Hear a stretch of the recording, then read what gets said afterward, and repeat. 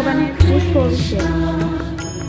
বিভিন্ন পুষ্প দ্বারা ভগবানকে অভিষেক করে ভগবানকে কৃত এবং সন্তুষ্টি করা যায়, ভগবানের কৃপা আশীর্বাদ প্রাপ্ত হয়।